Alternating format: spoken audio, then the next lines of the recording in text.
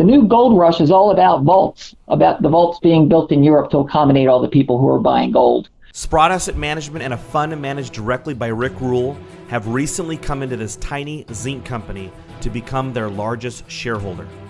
Since their recent drill results, Sprott has joined other large institutions like Euro Pacific Gold, Resource Capital Funds, and the Commodity Discovery Fund. To learn more about this incredible opportunity in the resource sector, visit crushthestreet.com/zinc. crushthestreet.com. I'm Kenneth Amaduri, and I'm joined today with a past guest, returning guest, TraderStef on crushthestreet.com.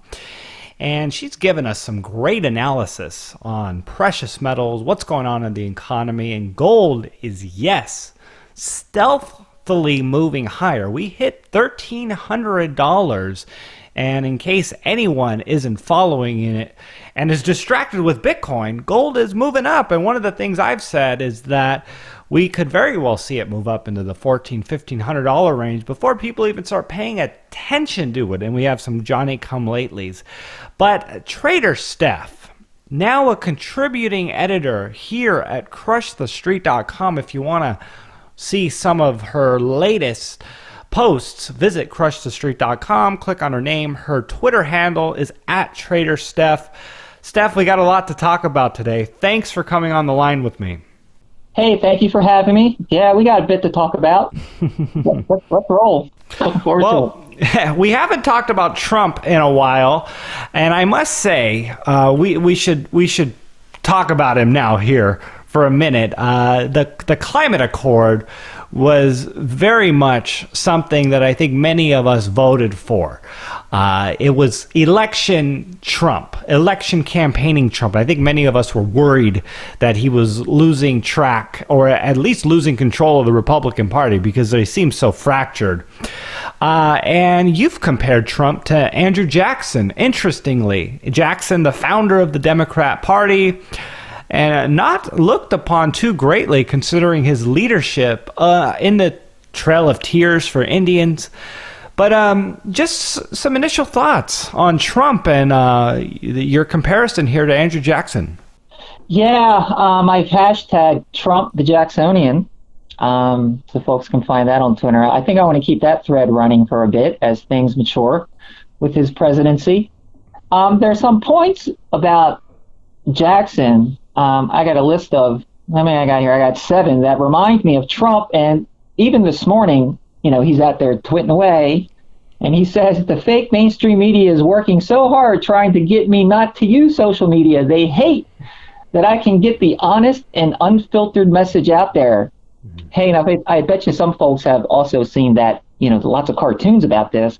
There's one with him flying on the little Twitter symbol, crapping on the mainstream media guy with the microphone. That's what I think about. But he's so Jackson, and let me point out why I think he is. Andrew Jackson, one of his goals was to clean up corruption, right? And he got rid of a lot of people. It was really about only 10% of the cabinet and some officers. And Trump's got the saying, drain the swamp. So that's this underlying theme going on. Number 2, as you mentioned, Trail of Tears. And that can be misunderstood. It's not such a great thing, but if you compare it to extreme vetting, what's going on right now in the travel ban, well, recall, you got to put yourself back in that century with Andrew Jackson. And the thing with the Native Americans is that his concern was that they were not assimilating with the quote-unquote white culture, and he wanted to move them to the West. So, I don't want to get into all those details. It worked out in some respects, but in other respects it didn't. They were here first, and they got pushed out. And the Trail of Tears was really awful. But the reasoning for it is similar to Trump with the extreme vetting and what's going on in the world. Hey, look at the terrorist attack over the weekend. It's just unbelievable. Except for the fact that those that are coming and that we're vetting weren't here first. They're wanting to come. Yeah, and then even in those cases, even if their parents came and they were born and they were natural born citizens, they can be radicalized as well. So It's a real tough call, but you got to do something. You have to start somewhere. You have to do something, and he's getting a lot of flack for that. So hey, I'm glad I'm not the president. I couldn't do what he's doing. He's a penny pincher, just like Jackson.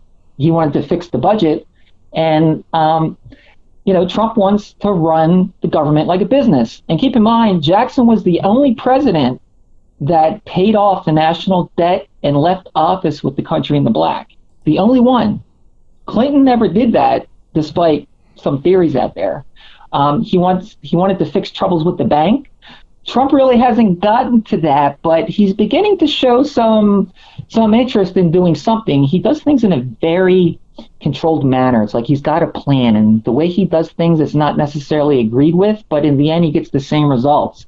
There's also Jackson felt that he was a true representative of the people. Now, Jackson was a general, and he ran the battle down in New Orleans, and it was a surprise win because he ran out the British, and that really got the people behind him, and that's how he ended up in the White House.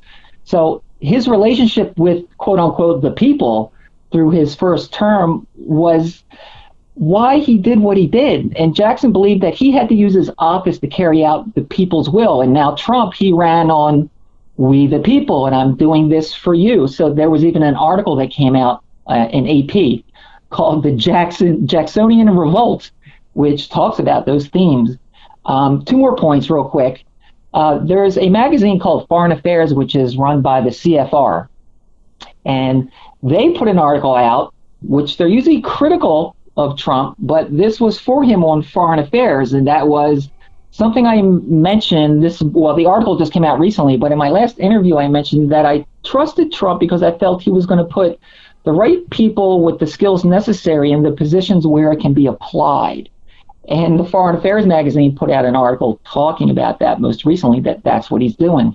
And lastly, Jackson wanted to reform the currency. And Trump has a lot of advisors who are along those lines, and one prominent one is Dr. Judy Shelton.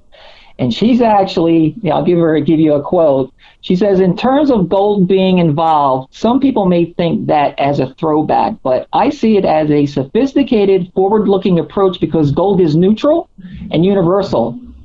It's well accepted and transcends borders and time. If you look at the foreign reserves of most countries, they keep it mostly in gold." And she says, "I don't want to read too much into it, but it proves that gold is not some barbaric relic." So she's thinking about another Bretton Woods, and she ain't got no problem if it happens at Mar-a-Lago. Well, we know every 40 years, at least back for the last while, we've had a new monetary system. So we're definitely due if history is going to at least rhyme. Steph, the Fed yet again decided not to raise rates. And, talking about the markets here, the Shiller PE ratios, we've only seen valuations in the markets this high two other times. Once in the 1920s prior to the crash, and in the 1990s prior to the early 2000s crash. And one of the things you've pointed out in previous Crush articles is low unemployment numbers are probably not a meaningful indicator for higher inflation, therefore keeping interest rates the same. Let's get some thoughts as to where we are and what the Fed is thinking. It's still the great paper caper, If all the data is bad, nothing's changed. They're hiking rates into weakness. That's pretty much obvious to anyone that's following this. First quarter 2007 GDP came in at 7.7. It was revised up to 1.2. That's still really bad.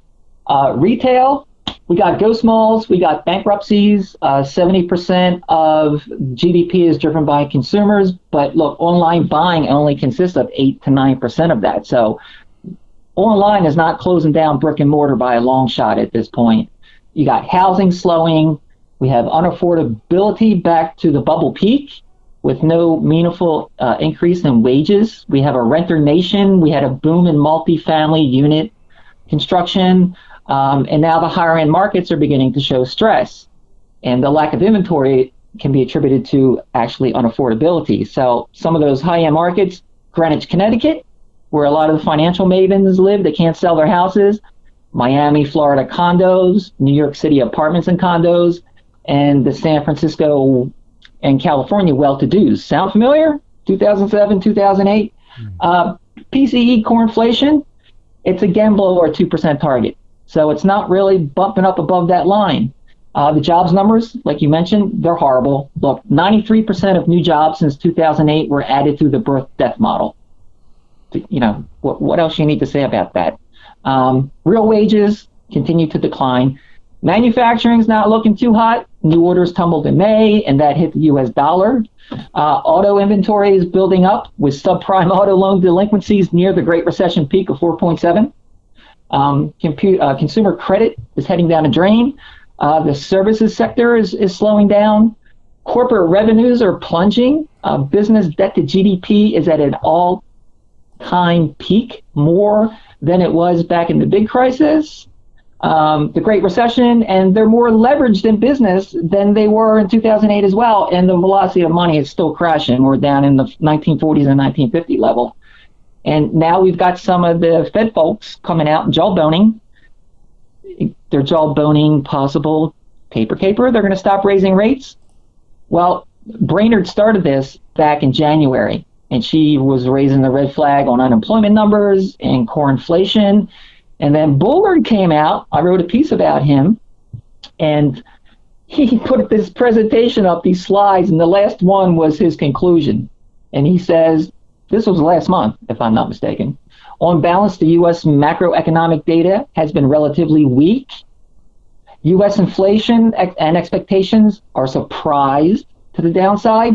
Labor market improvement has slowed over the last 2 years, and low unemployment readings are probably not an indicator of a meaningful higher inflation over the forecast horizon. So how did he feel about the market doing the complete opposite in March when they raised a piker of 0.25?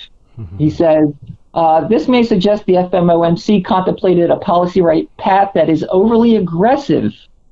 And then we got Fed's Powell, and he had an moment.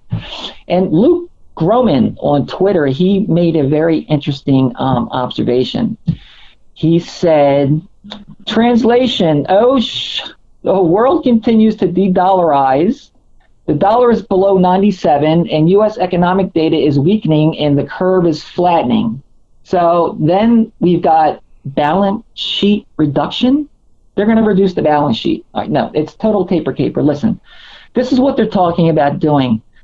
They're going to do it at a snail's pace, and they're not talking about selling the bonds or even letting them expire and run off. They're talking about slowing the pace of the reinvestment. So instead of buying new ones with 100% of the old ones, they're just going to reinvest maybe 90%. That's not really going to open up any significant stimulus. And Adam Button over on Forex Live had that to say. So I totally agree with him. And then we got interest rates. Hey, the yield curve is not quite inverted, but it's beginning to. And I got a couple of charts. And if we look at them and we take July 2015 and compare it to today, we can see how nominal interest rates and real interest rates compare and what that slope is. So over at the far left, you got the 1 month interest rates, and over on the far right, you got the 30 years. And the long terms are higher than the short term. And then if we go look in history, and let's look at March 2007 and compare it to today. And you can see how back in 2007, the low end was a lot higher and the long-term bonds were lower. That's an inverted yield curve. And every time we get one of those, we go into recession. So are we going to get there? It's hard to say. But look, Trump is considering bringing in, he's got to fill a couple of Federal Reserve seats. And one of those folks is Marvin Goodfriend. And this guy loves NIRP, negative interest rate policy. And Jim Rickards actually brought up a chart on Twitter, and I got that image too. And the 5-year inflation-linked Treasury tips yield is negative again. And gold really likes that. And lastly, I'll say Lacey Hunt. You know, he nailed it. He gave a great interview. If you want to play that clip, What he says is really important, and he lays out everything for the common man to understand. Then they instituted quantitative easing, which I think has only produced the most marginal of positive benefit. But it has also created a lot of negatives. One of the most glaring is that this liquidity has fueled record leverage of the business balance sheet. And we're more leveraged in the business sector than we were in 2008 or 2009 or any other time in our history. And I think that what the Federal Reserve did is they said to the world that we're undertaking quantitative easing so that we can boost the stock market. And the stock market will then produce a wealth effect, and this will invigorate the economy. Well, the wealth effect, which is a big item in the Federal Reserve's econometric model, is in fact not empirically observable. And this is the worst expansion in U.S. economic history going back to 1790. By far the worst expansion since the end of World War II. And we've had a very strong stock market. There's not enough ownership by enough people for the stock market to benefit. However, when Bernanke and then later Mrs. Yellen said that their objective was to boost the stock market, it was a sign to the business executives to emphasize financial investments over real investments.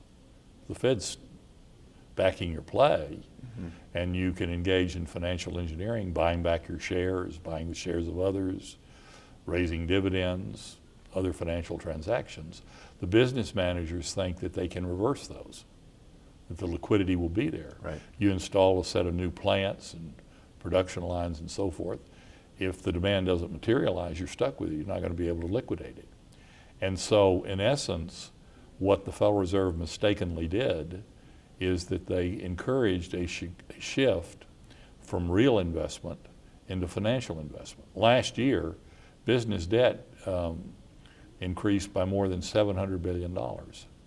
And business debt to GDP set a new all-time peak, but investment in plant, equipment, and inventories fell by over 20 billion. And it's the investment, the real investment, which grows the economy. And so the Federal Reserve has, in fact, by this unprecedented program, created very significant unintended consequences, which have undermined the U.S.'s capability to grow, to have gains in productivity, and to lift the standard of living. So they're going to hike rates twice, they say, in the next. They say that. They say that. It's going to happen? For me, that whether they do that or not is immaterial, because already the Federal Reserve policy is biting. In raising the short-term interest rates just a small amount and to a still low level of less than 1% on average, the Federal Reserve has already engineered a contraction in the reserve aggregates. The rate of growth in the money supply is declining. Bank lending has dropped even more precipitously. All major categories of bank lending are slowing, from business loans to consumer loans to real estate. And the rate of decline in velocity has increased, which means that monetary policy is intensifying. So if the Fed goes through, raise the rates another 2 times, what they will do is they will shift the supply of credit curve inward, cut the downward sloping demand for credit, raise the rate. This will put more downward pressure on the monetary and credit aggregates. And one of the things that I talked about was that since 1915, of the 18 recessions, all of them were preceded by monetary tightening. The only one where there was no monetary tightening in a recession was when we ended World War II. Steph, you brought it up. The U.S. dollar is certainly getting weaker, and it seems like we're on a steady downtrend. And I'd like to get your thoughts on where we are with this and what are the implications? Yeah, the U.S. dollar is breaking down. I put a chart out there. It's the weekly, and it was as of last night at 4:30 p.m. And we were sitting at 96.80. And the last time I looked today, we were sitting at 96.54. So if we go into the details of this weekly chart, take note of the trend line that goes back to May of 2014. And we started breaking down through that 3 weeks ago. And that was shortly after we broke through the 50 exponential moving average. That's that light blue line marked there, the 50 EMA. And now we're sitting on the 100 EMA. That's the green line. Now, behind all these lines and stuff, so it can be kind of confusing, I got the Fibonacci numbers. And, Fibonacci is the math of the universe.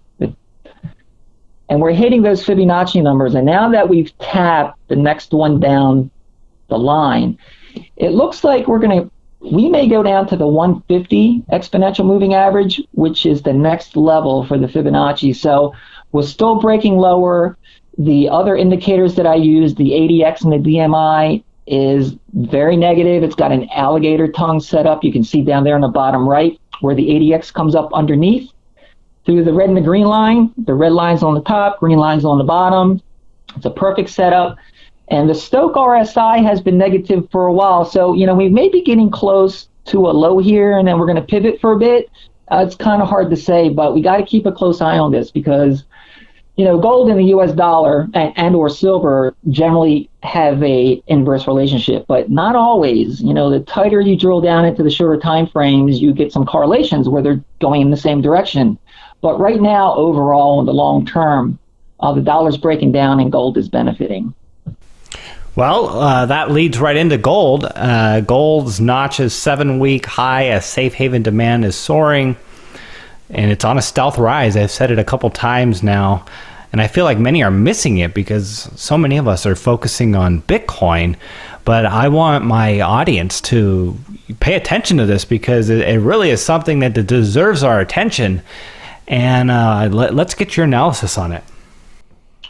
Well, we've had some interesting news articles this morning. Bloomberg's out there pumping the gold story. Look, it's all about that trend line from 2011. And we've talked about that on numerous occasions. We've run into it. We haven't been able to break through it. And then we come back to it, try it again. It doesn't happen.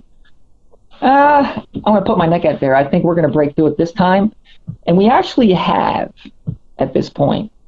We just haven't done it decisively, and that's important. We want to see it in price and volume. So back to Bloomberg, they're out there pumping the articles. China gold imports seen jumping 50% as haven demand booms. The new gold rush is all about vaults, about the vaults being built in Europe to accommodate all the people who are buying gold. Hey, look, they were talking about that like a year ago. So now the vaults are getting finished and the customers are coming in.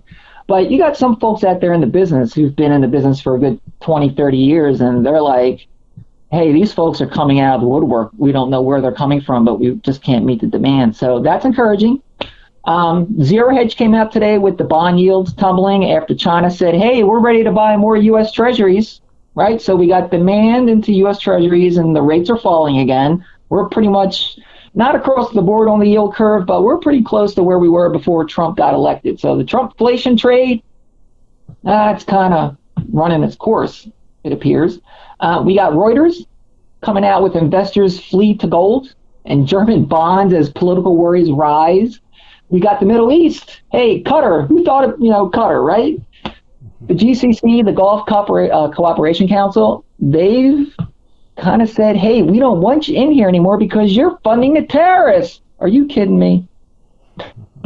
Yeah, and apparently it's all about some hostages that they paid $1 billion for that were part of the royal family. But hey, who knows? I have no idea. But it's causing some chaos in the markets. Don't forget, the United States has a military base there, and that's where their CENTCOM operations are for the Middle East. And the Pentagon is hush-hush about that today. They're like, we have no opinion with this. We've got the British elections coming up this week. We got Comey coming in for testimony, and we got an ECB policy meeting. So there's a lot of things coming together at the same time that are affecting the gold price. So that's why I'm thinking, I think we may bust through that line pretty good this time. Before we hit that gold chart, just a little trivia. The S&P 500 year to date is up 7%. Gold as of today is actually up 12.5% year to date. Yeah, it's really one of the most strongest performing assets of the year. Yeah, it is. Yeah, so let's get to that chart. Yeah, so gold weekly. You can see the 2011 trend line, which there's something else that has popped up recently that's sitting right there with that trend line, and that's an inverse head and shoulders neckline. Inverse head and shoulders are really good indicators. They work great short term, even better long term, but they're much more accurate when you got a down sloping neckline, which is what we have here. The volumes are solid. You know, they're not out of the park, but they're much higher, comparatively speaking, than what they used to be in the past. So we're right up there with volume. We got good liquidity, lots of interest. We also have a record of longs in the futures contracts, but you need to keep in mind that's the managed money and not the commercials. The commercials are the bullion banks. The managed money is the hedge funds, otherwise known as speculative long. So there's a lot of hedge funds thinking we're going to take a run here, and we haven't been at this level since 2007. So that ties into the volume picture. The other thing we have on the daily, which that's the chart we're not looking at, we had a golden cross, which was the 50 EMA over the 200. Some people use the simple moving average. I like the exponential. But we crossed it on the daily. We haven't done that on the weekly. But when we get a 50 across the 200 on the weekly, watch out. We're going to get some serious price movement at that point. Don't know when that's going to come, but it looks like we might get there pretty soon. And if you look to the far right, I've got that. It almost looks like a bullhorn, but don't confuse that with a megaphone pattern, which we had in early 2016. What we have now is an ascending broadening wedge, and we're fitting right in that pattern. We're tapping the top line and the bottom line at least 3 times. So it looks like, we may bust out of that trend line, go up and tap that top side of the broadening ascending wedge, and then we're going to get a throwback, which has to do with the inverse head and shoulders. Because when you break through a head and shoulders neckline, it's more positive when you get a pullback after the breakout back to the neckline and then pivot back off of it and continue on the path higher. And as far as Fibonacci's, hey, all those numbers are in there. But this morning, with all that news that we spoke about, we've hit a high today. Let me pull up my chart. I got it live right here as we're talking. On the spot chart, international, we hit 12.96 and 5 cents. So we're pretty close to that 1300, and it's this peekaboo game that we're playing with this 2011 trend line, and it's just got to get over it and get done with it. And like I said, I think that's going to happen this time. Lastly, a couple of indicators down at the bottom. I got the DMI crossover on the weekly, but that ADX, which is the black line, hasn't come up from underneath yet and created that alligator tongue. But if I had the daily chart up, that's what's going on. So the daily chart's very powerful now. And the Stoke RSI, we got the positive crossover, and it's very positive on the daily as well. So that would take us into silver. Steph, so I want to ask you about silver, and I want to also bring up Bitcoin and digital currencies. We're obviously seeing this massive bull market happen here in digital currencies. And, there's a little bit of a frustration, obviously, in the precious metals community because so much of what we're seeing happen in Bitcoin and Ethereum was what everyone thought was going to happen in gold and silver. And Ethereum in specific has been at the $7 to $10 range for a good amount of time, and now is the $250 level, a move that many of us are expecting silver to do, to have that same sort of move, but we haven't seen it quite yet. But I want to get your thoughts on whether or not you think it's possible for gold and silver to have that sort of move, and or are we kind of stuck in this minimal upwards moving 5-10% moves at a time, or could we get into that moment where things really get crazy and exciting, hundreds of dollars and hundreds of percent in a very short period of time? Absolutely. If we look at, I did a post on Bitcoin actually over across the street, and the title of the post is Bitcoin Overextended and Plunged. High frequency trading algorithms driven repo and timestamp warnings. Now, if I compare that headline to gold or silver, the difference is that this is happening in Bitcoin, at least this run from just under 1,000 up getting close to 3,000 in a very short period of time. So it's not in a bubble in the long term. You know, I hate to use that term bubble, but it did get ahead of itself. And there are a lot of reasons for that. Strictly looking at the charts, if I compare what has happened in this very short time frame with Bitcoin, which continues because these moves are very violent. I mean, even today, I'm looking at the Bitfinex, and I like that one because it's got the most volume. It's out of Hong Kong. It's well known, a lot of liquidity. That hit just below 2,900 this morning, and we've already dropped. We've done a $250 drop between 9:30 this morning and 12:45 this afternoon. So very, very volatile. If you're in there trading it, that's one thing. If you're looking to purchase for core positions for the long term, you got to be patient. You got to wait for these pullbacks because there's going to be many, many, many of those. Now, gold and silver. I did a post on Across the Street most recently, and the title of that post is Gold to Break Out, Flip a Coin, Silver Still Lagging Behind.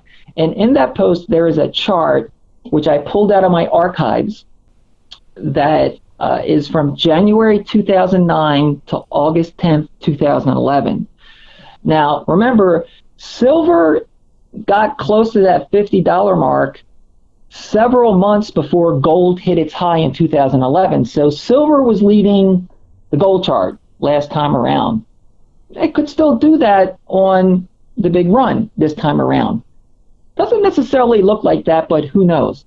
But if you look at that chart, it took from January 2009 until midsummer, August of 2011, there was this channel which was like Cliff High is calling the Bitcoin the what did he call them? Shark teeth? Oh yeah. It's I thought it was some sort of technical analysis term he was using. Yeah, well, if you look at that gold chart, that's exactly what that looks like. You get this long, drawn-out accumulation phase, which is the primary bull phase, which launches you into a secular bull phase. So yes, we've already had it. And number two, we can have it again. But like I said, I think Bitcoin is a little bit ahead of itself. And if you want to jump in, you got to know what you're doing if you're going to trade it. You got to be glued to your screen and pay attention. And if you're looking for core positions, wait for the pullbacks because they're going to come. They're going to be vicious. But then the bounces higher are going to be just as powerful. So you need to know what you're doing if you're going to play in it.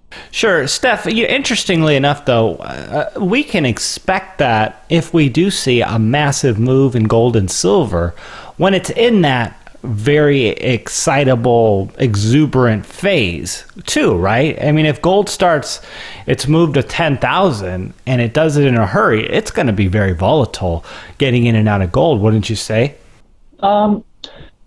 That can change on a daily basis, but like I said, as far as time frames are concerned and the percentage of gain that we've seen in Bitcoin here happen in a matter of 2 months, really, this big move, whereas with gold and silver, it took a lot longer to build up to that point. So, you haven't missed the boat yet in Bitcoin.